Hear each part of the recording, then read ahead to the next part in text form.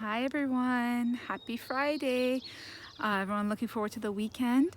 I just want to hop on quick and share a couple of insights that I've had speaking to some clients today. Is that people, all of this like evolution that we're talking about and evolving ourselves and progressing or healing our old wounds and things like that. There's two things about that. One is that it's a journey. It will always be, and I think everyone has talked about it. It's the inner work is always a journey. It's not a destination.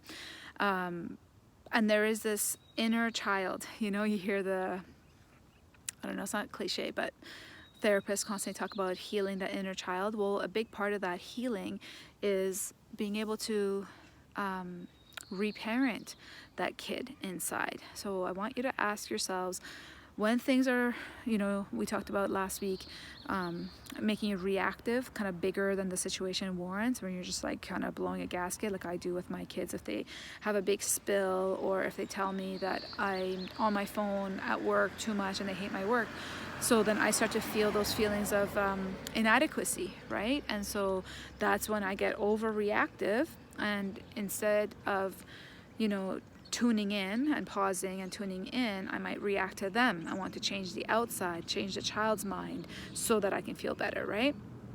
So part of the healing is to actually take those cues from our children and make it an opportunity for reparenting ourselves, asking the little girl or the little boy inside, what does she need to hear right now in this moment? Why is she feeling so reactive? Asking yourself that question. When was the last time I felt this way, or the earliest time I felt this way? As a child, usually our overreactions are based on something that happened in childhood. If you can pinpoint it, that's great. Hypnotherapy can help pinpoint kind of like a dominant emotion from the current life and take it back to its roots time, like the initial time that it happened. But if you can pinpoint kind of some traumas or things like that that happened, it doesn't have to be big traumas. It could just be, children are so sensitive. It's just a sibling or a parent says a comment, and that just, makes them suddenly feel like they're doomed to fail at everything, right? Kills their confidence. So is to go there and ask yourself, what does that little girl inside need to hear? What does that little boy inside need to hear? And really give that boy or that girl. It's usually something around like you're safe, you're loved, you're worthy, you're okay, soothing stuff, right? And the second thing is to really honor how far you've come. Wherever you are in life right now, we're all on this journey of evolution. We're all kind of going at it collectively together. Obviously at different rates based on our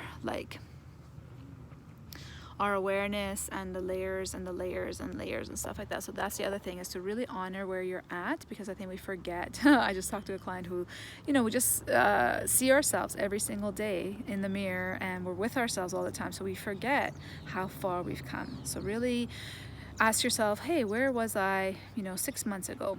On this issue or this topic? Where was I a year ago? Where was I 5 years ago, right? Just ask yourself where you were at, whether you've done any kind of healing work or like with someone else who can remind you. If you have had a counselor, I usually help clients during closure and the end of our time together, usually, especially if it's been like a year or 6 months or whatnot, is to remind them where they were at. So if you have someone in your life, whether it's a therapist or a family member or a friend, to remind you, or try to remember yourself, or if you've had a journal or a diary of some sort, kind of going back, or now on social media posts, kind of going back, or your pictures.